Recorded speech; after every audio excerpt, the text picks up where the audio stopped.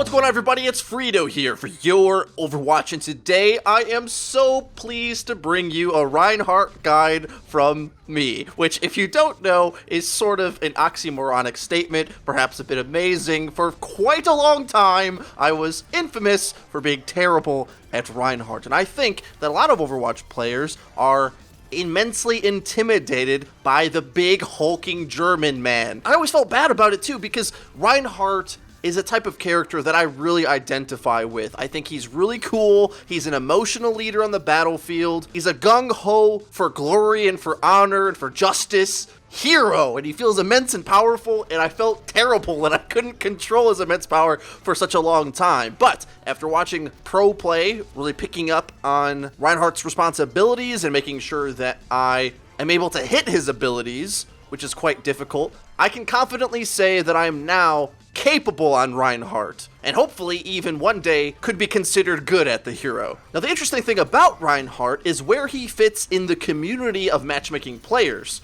There seems to be a lot more people out there that were like me, who were deathly afraid of even trying to play Reinhardt and his immense responsibility, but at the same time, a lot of players play the game in such a way that requires a Reinhardt. Sure, I could always just pop on Winston and be a main tank Winston, but not everybody can really play at that pace that is required to be able to make Winston a main tank. It's a lot more straightforward to just put the shield in front and set up an engagement cleanly that way. It's more simplified, slows the pace of the game down a little bit, so everyone can kind of take stock of the things that are going on. But on top of that, Reinhardt isn't just a core hero to the game of Overwatch, and I don't really get the feeling that players even really respect the ability that Reinhardt has to completely carry games. And I don't exaggerate when I say that. He's the type of hero that if you play him flawlessly, which isn't that hard to do considering that his abilities are not as difficult to land as some of the other ones in the game, he has the capability to just overwhelm the enemy. His pin has the ability to pick off a hero just like a Roadhog hook can.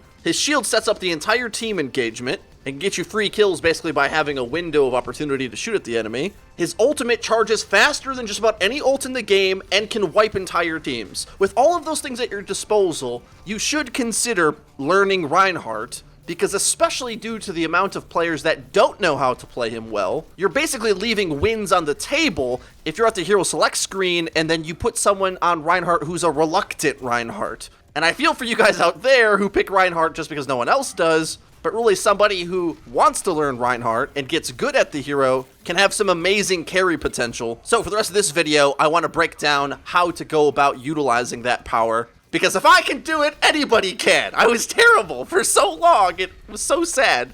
Now he's one of my most favorite heroes to play.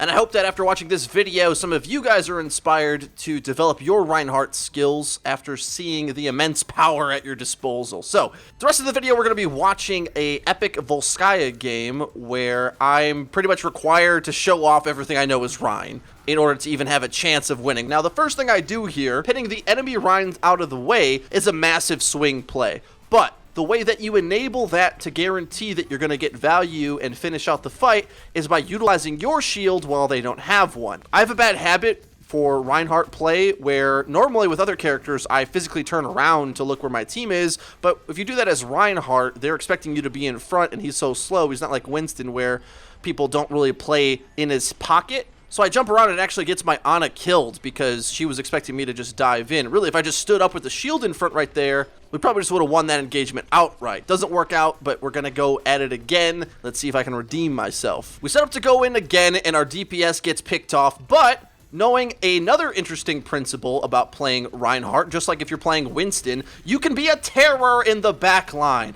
Reinhardt's hammer is a 3-shot kill to Squishy's faces, and if you get on swinging onto those targets, they're going to have immense trouble dealing with you. Not to mention that when you start fighting, your ultimate charges very quickly. And if you're able to land that on a few squishies, I'm going to say like 2 to 3, you almost guarantee the round win, as long as your target prioritization is on point with this. Now, whenever you can pin the enemy Rein out of the way, it should set up your team pretty well, but worst case scenario, if you find yourself battling, whether ulting or swinging at, high priority enemy targets, you're going to be in a really good spot. Now, why are squishies high priority? And how does target prioritization work? I think the master guide for you guys to always remember is damage is number one, and then ults is sometimes number one. So say if the enemy team has Mercy Res, you may have to focus everything on her, and she's the highest value target. But most of the time, otherwise, the damage characters are the ones that are going to be scary to you. Because, of course, tanks make space for DPS and provide health pools for healers to dump healing into.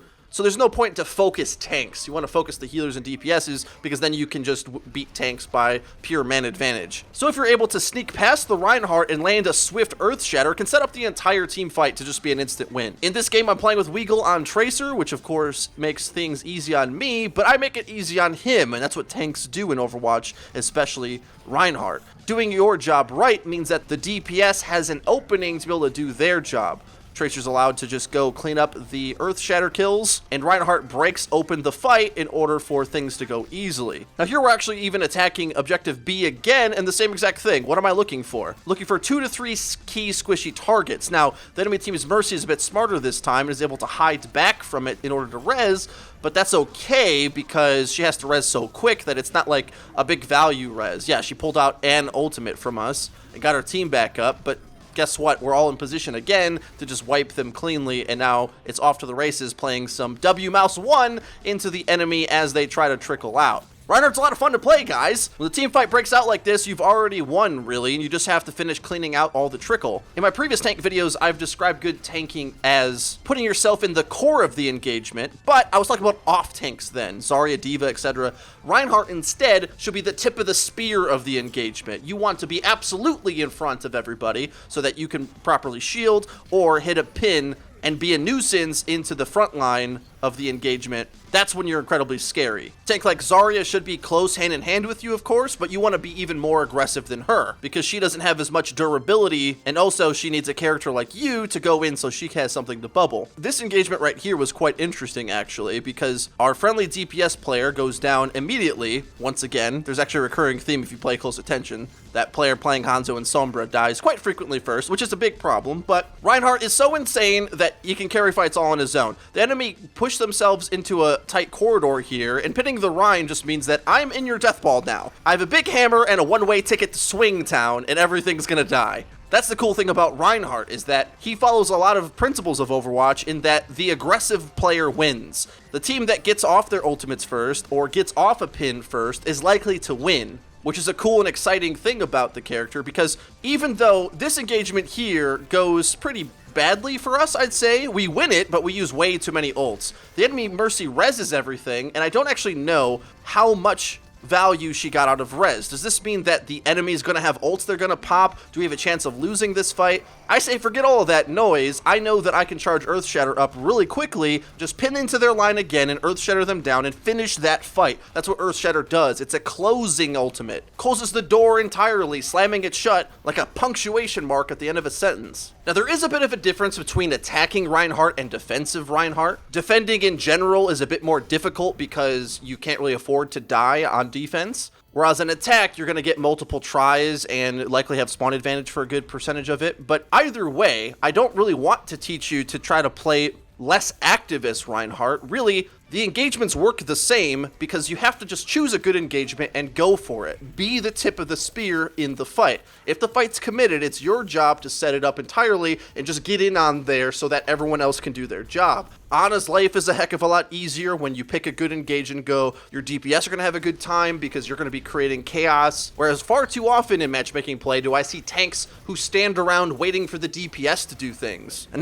no, that's backwards entirely. You're the one with the armor and the extra HP and all that. You have to go in and create the fight. Then the DPS follows up. That's the natural order of things. Here I don't have my ultimate and the enemy is baiting us into Symmetra turrets. Which actually the right way to play Symmetra. We have to take the point, so we have to move forward. The enemy knows that. So they're deathballing and waiting in the back, and I'm looking to try to set up my engagement like I told you guys to do. Our DPS goes down on the outside. The enemy has Earthshatter and we get wrecked. Now from this point, I have the opportunity to put the game in my hands once again and hit a key Earthshatter because it's about to be charged by the time the next fight happens. Already multiple times so far in this game have we taken points based upon a big money Earthshatter, and it's going to need to happen again. They're pushing up a little bit too close. So I think I'm able to hit a pin and I try to dive in. But they do an interesting thing. They peel away. This enemy team seems to have learned from the past few attacks that I've made that when I go in, I'm going to earthshatter their whole team and they're probably all going to die. So that doesn't happen. They run away. Now, this is actually a big mistake on my part. Get way too overeager here. And I don't realize that the characters that I'm aiming this earthshatter at ran away. I thought this enemy soldier sights was on the low ground there instead. Too much chaos going on. It's hard to see everything that's happening. Sights was actually on top anyway, but we already won this fight in a way, and I let it slip from my fingers because at this point, once they're all running away and we're on the point, I have a big barrier left. I don't have to force myself into fighting this fight. I turn around and see my team is avoiding the sights, but I can put up my shield to block most of the damage, and if I just stay here and don't force my way into this fight, we probably just win. But the enemy does have sound barrier, which they could have overwhelmed us with there, I guess. But at that moment, the enemy had to run into us. Now, another fight in a row, gonna have Earthshatter once again because I was brawling so hard at the end of that fight. Now remember, what are we looking for with Earthshatter? Key squishy targets. Unfortunately, our DPS gets picked off early right here. What the heck was this, FREEDO? What?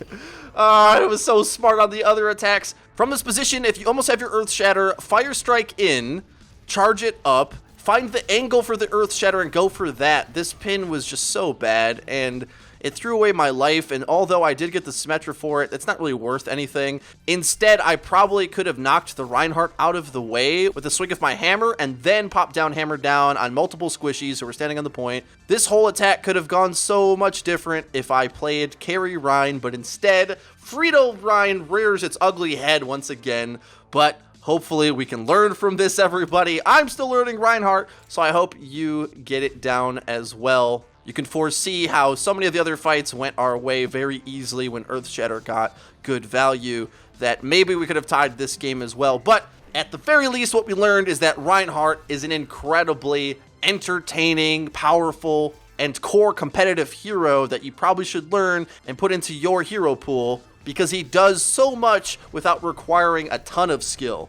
It's a very niche skill that you may not have cultivated in other games, which was definitely my case, but one that you should pick up regardless. If you enjoyed the video, please hit the like button. It really does help us out, and subscribe for more because we upload each and every day. So you're gonna wanna hit the bell icon so that you get notified when our videos go live. Linked in the description, you can check out our Discord server, our Twitch page, and our Twitter, where we tweet out news, updates, cool clips, and interact with you guys about the game of Overwatch. That's been it for me. I've been FREEDO for Your Overwatch. I'll see you guys next time.